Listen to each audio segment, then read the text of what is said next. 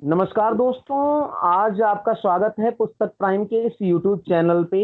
आज जैसा कि कल हमको हमारे उर्दू साहित्य और साहित्य के मध्य में एक अपूरणीय क्षति हुई है। जनाब राहत इंदौरी जी का निधन हो गया है। राहत कुरैशी से लेकर राहत इंदौरी के रूप में जो उन्होंने अपना कृतित्व, अपना व्यक्तित्व, अपनी रचनाओं के दम पर जो उन्होंने अपना नाम कमाया, वो एक अद्भुत साबित रहा है। और आज भी उनकी जो रचनाएं हैं हमारे जहन में एक विशेष स्थान बनाए हुए हैं। और इसी उनको एक श्रद्धांजलि के रूप में, क्योंकि ऐसे व्यक्तियों को हम श्रद्धांजलि या फिर उनकी मृत्यु तो नहीं मान सकते, क्योंकि उनकी जो लेखनी है वो सदैव हमारे मध्य जिंदा रहेगी। सदैव हमारे मध्य वो अपने शब्दों के माध्यम से बात करते रहेंगे। और जैसा कि कलाम साहब ने कहा भी था कि हम कुछ ऐसा कर जाएं जो लोग लिखें, और हम कुछ ऐसा लिख जाएं जो लोग पढ़ें। उन्होंने दोनों चीजें ऐसी की हैं। उनके कुछ कृतित्व ऐसे रहे, कुछ व्यक्तित्व ऐसे रहे जिनके द्वारा वो आगे आने वाली पीढ़ियों में जाने जाते रहेंगे। आज हमारे साथ में इस शाम में जुड़े हुए हैं दुर्गेश शुक्ल जी, जो कि एक प्रौढ़ रचनाकार हैं। वो जनाब राहत इंदौरी साहब की जो रचनाएं हैं उनके कृतित्व और व्यक्तित्व पर प्रकाश डालेंगे। बहुत बहुत धन्यवाद सर, स्वागत है हमारे चैनल पे। साथ ही नमस्कार। साथ हमारे साथ में जुड़ चुके हैं अनिरुद्ध जी, जो कि एक बहुत ही अच्छे पाठक के साथ में संगीतकार भी हैं। बहुत बहुत स्वागत है आपका अनिरुद्ध जी। तो आज हम बात करना शुरू करते हैं। एक शेर से मैं शुरू करूंगा अपनी बात, जो इन्होंने ही लिखा था कुछ दिन पहले कि गुलाब ख्वाब क्या क्या है, मैं आ गया हूं बता इंतजाम क्या क्या है। अब मेरे पास आज एक, जब मैं पढ़ रहा था, मेरे एक मित्र ने मुझे लिख के भेजा। उनकी श्रद्धांजलि के रूप में चार पंक्तियां मुझे काफी पसंद आई। हकीकत में कलंदर सो चुका है, मोहब्बत का पैगंबर सो चुका है, नए पहलू को जिसने गजल को, अदब का वह सिकंदर सो चुका है। जी हाँ दोस्तों, आज हमारे उर्दू साहित्य से लेकर हमारी जो दुनियावी साहित्य है, जो हमारे जहन में रहता है, वो सब हमारे उनमें एक अपूर्णीय क्षति हुई है।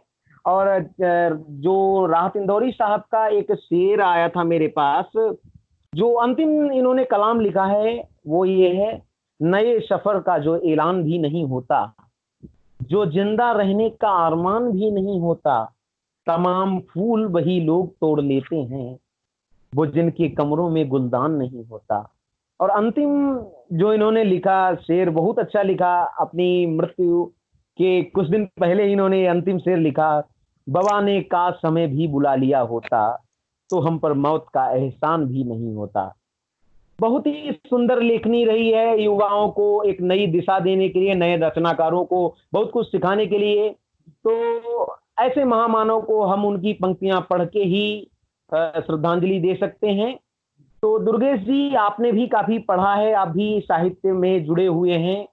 तो आज आप बात कीजिए जनाब राहत इंदौरी जी पर। जी, बहुत बहुत शुक्रिया। आ, आपने एकदम सही कहा। उर्दू साहित्य में एक बहुत बड़ी क्षति हुई है उनके ना रहने से। साथ ही साथ एक बहुत बड़ा गैप क्रिएट हो गया है। उनके कुछ शेर हैं जो अमूमन जितने भी शायरी या साहित्य में रुचि रखते हैं सबको याद रहते हैं। जी। तो एक शेर उनका बड़ा पसंद है मुझे कि तूफानों से आंख मिलाओ, तूफानों से आंख मिलाओ, सैलाबों पर वार करो।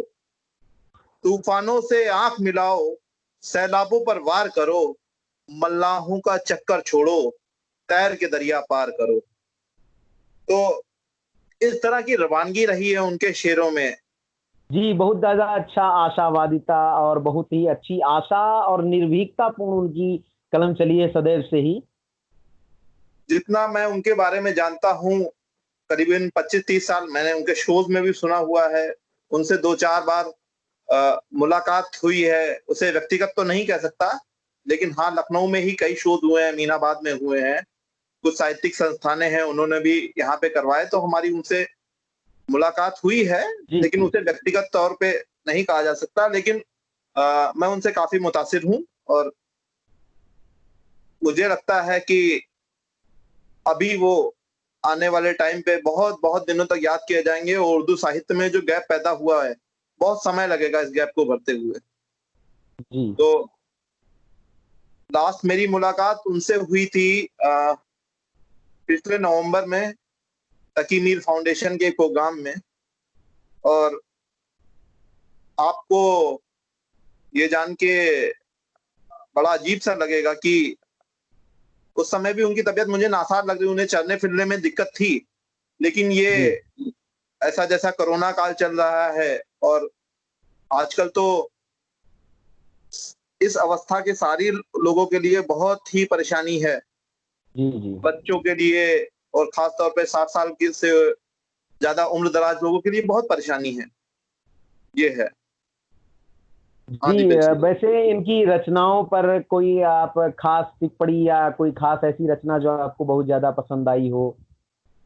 अच्छा, मुझे इनकी दो चार शेर तो बहुत अच्छे लगते हैं, मुझे हमेशा आते हैं कि जी ऐसी सर्दी है, ऐसी सर्दी है कि सूरज भी दुहाई मांगे, ऐसी सर्दी है कि सूरज भी दुहाई मांगे, जो हो परदेश में वो किससे रजाई मांगे।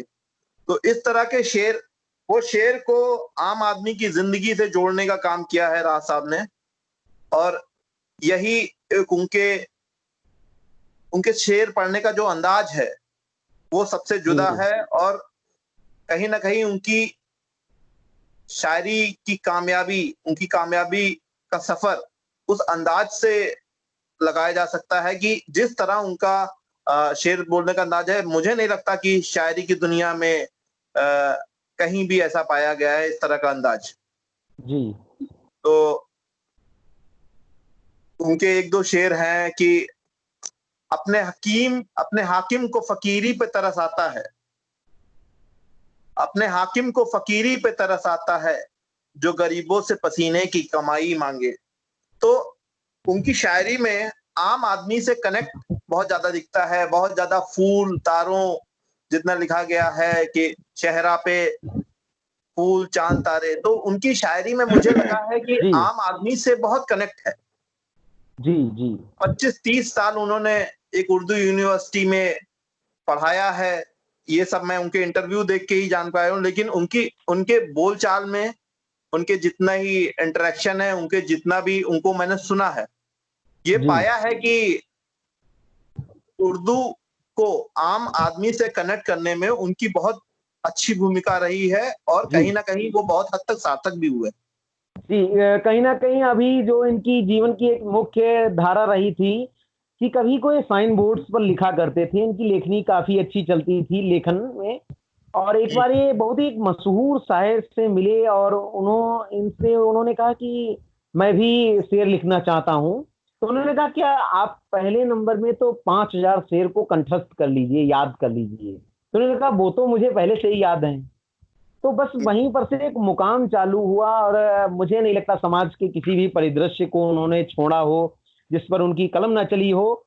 वैसे उनकी मृत्यु के बाद भी लोग उनको उतना प्यार दे रहे हैं और ये सर्वाधिक सबसे महत्वपूर्ण चीज होती है कि किसी कलमकार के लिए मृत्यु के बाद भी उनकी रचनाएं लोगों के जहन में जिंदा रहें। ये सर्वाधिक उसके लिए जो मेन चीज रहती है कि उसकी जो भी उपलब्धि है, हजारों लाखों अवार्ड मिल जाए वो कुछ खास मायने नहीं रखते, लेकिन मायने रखता है कि पाठकों के हृदय में जो समाई हुई रचनाएं हैं। जी अनिरुद्ध जी, आप भी एक बहुत अच्छे श्रोता रहे हैं, बहुत अच्छे पाठक रहे हैं सदैव से। तो मैं आपसे राय लेना चाहूंगा, आपसे कहना चाहूंगा कि एक पाठक के तौर पे जब आपने इनको सुना तो आपको कैसा लगा, या फिर श्रोता के रूप में सुना? जी बताएं अनिरुद्ध जी। धन्यवाद, धन्यवाद दीपेश जी, मुझे मौका देने के लिए कि मैं अपने मतलब मैं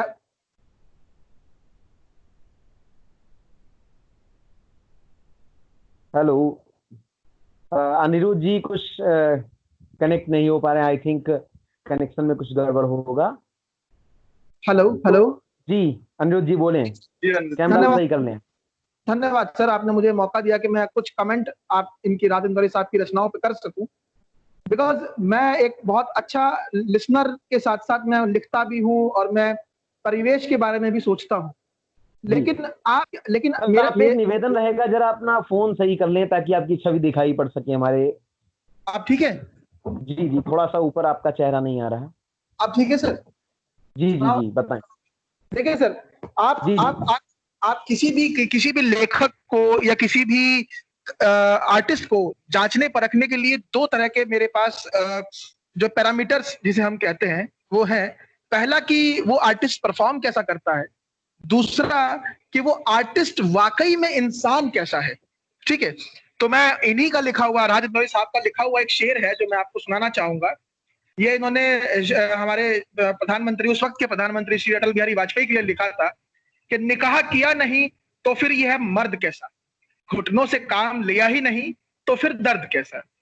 आप अब देखिए, मैं ये नहीं कहता कि वो एक अच्छे लेखक नहीं थे या एक अपने आप में विद्वान लेखक नहीं थे या उन्होंने वो मुकाम हासिल नहीं किया, लेकिन दिवेश जी आप मुझे खुद बताइए, क्या एक इतने बड़े इल्म वाले व्यक्ति को इतना छिछोरा शेर लिखना शोभा देता है? देखिए अनिरुद्ध जी, जहां तक बात करें, आपने जैसा कहा कि मैं साहित्य से जुड़ा रहा हूं शुरुआत से ही, मैं जी सर, कहीं सहमत भी हो सकता हूं और असहमत भी हो सकता हूं, क्योंकि बिल्कुल बिल्कुल महाप्राण बिल्कुल निराला जी तक पर पटाक्षेप लगाए गए उनकी रचनाओं के लिए। बिल्कुल। लोगों ने, लोग सहमत नहीं हुए। तो ऐसा रहता है हरिवंश जब राय भी। हरिवंश राय बच्चन साहब ने जिस समय जी जी मधुशाला लिखी थी, जिस समय मधुशाला जी लिखी थी, उस समय महात्मा गांधी जी तक ने उनको बुला के डांटा था कि आपने जी, ये क्या लिखा है। ये जरूरी अनिरुद्ध जी, नहीं है कि मैं बीच में दुर्गेश सर, आपको आपको मैं रोकूंगा। समय दूंगा। जी जी मैं माफी चाहूंगा दुर्गेश जी, मैं जी आपको भी समय दूंगा इस पर प्रत्युत्तर के लिए। ठीक है, ठीक है। जैसा कि मैं कह रहा था सर, अनिरुद्ध जी, जी जैसा जी जी मैं जी कह सर। रहा था कि सदैव से ही ऐसा रहा है कि कोई रचनाकार लिखता है तो जी उस पर पटाक्षेप लगते हैं, चाहे वो हिंदी साहित्य के प्रौढ़ रचनाकारों की श्रेणी में आने मैं वाले लोग हों। जी, मैं समझ मैं रहा हूं, मैं आगे बोलना चाहूंगा, एक सेकेंड। जी जी जी मैं इसी में कह रहा हूं कि जब भी कोई शायर एक उच्च स्थिति में पहुंच जाता है, तो हम उससे ऐसी कामनाएं रखने रखने लगते हैं कि वो एक महापुरुष की भांति कार्य करे। देखिए मैं बताऊं आपको कि जो भी एक पर्सन होता है, लेखन या रचनाकार, उसकी खुद की भी कुछ मानसिकताएं हो सकती हैं, खुद की भी कुछ सोचें हो सकती हैं। हो सकता है आप उनसे सहमत हों या असहमत हों, वो चीज अलग है, लेकिन व्यक्ति की खुद की मानसिकता और खुद के विचार तो हो ही सकते हैं। दीपेश अब जी, दुर्गेश जी। दीपेश जी, मैं आपसे एक बात कहना चाहता हूँ। जी मैं खत्म करूंगा एक बात को बोल करके कि मान जी लीजिए आपके जीवन में कोई बहुत बड़ी दुर्घटना हुई है। जी, ठीक है, अनुज जी, आप और कैमरा जरा सही कर लीजिए, आपकी छवि नहीं पूरी आ रही सही से। जी, अब आ रही अब है, ऐसे सही ही है, अब रखिए। सही। जी, मान ऐसे ही लीजिए रखिए। मान लीजिए एक सिनेरियो में मान लीजिए आपकी प्रेमिका आपसे रूठ करके चली गई।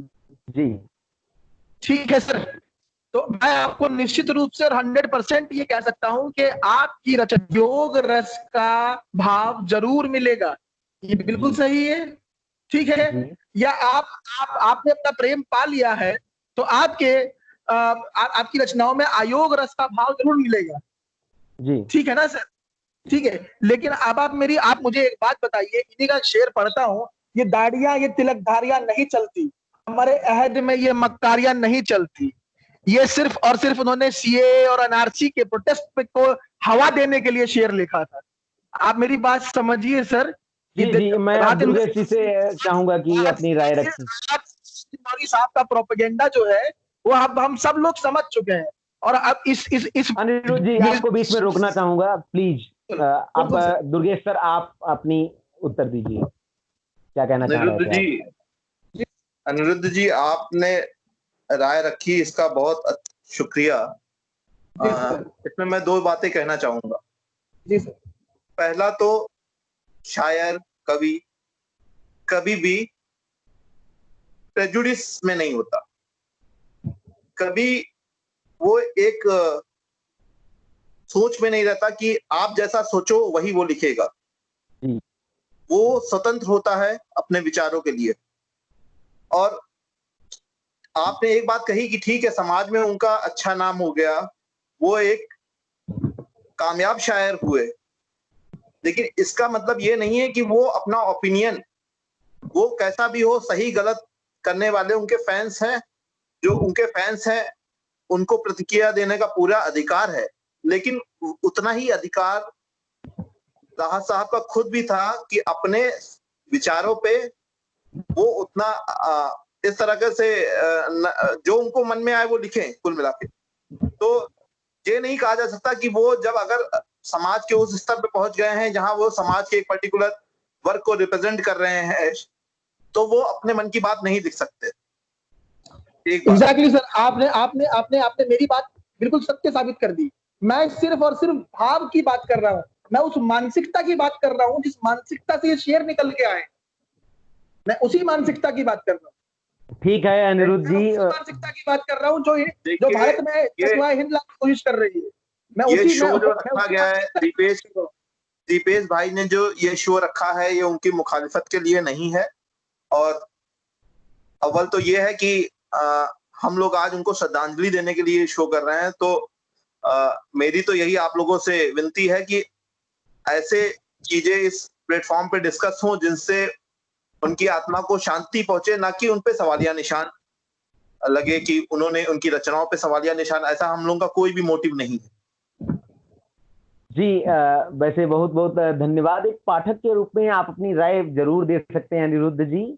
और जैसा कि हर एक रचनाकार के साथ में होता है कि वो चाहे पूर्वाग्रह से पीड़ित होकर कुछ लिखे, या अपनी मानसिकताओं से लिखे, या समाज के जो तोष परितोष हैं उनसे लिखे, विभिन्न जो जीवन के हमारे भाव आते हैं, जो जीवन के विभिन्न मोड़ आते हैं, उनको सबसे हम कुछ ना कुछ सीख के लिखते रहते हैं।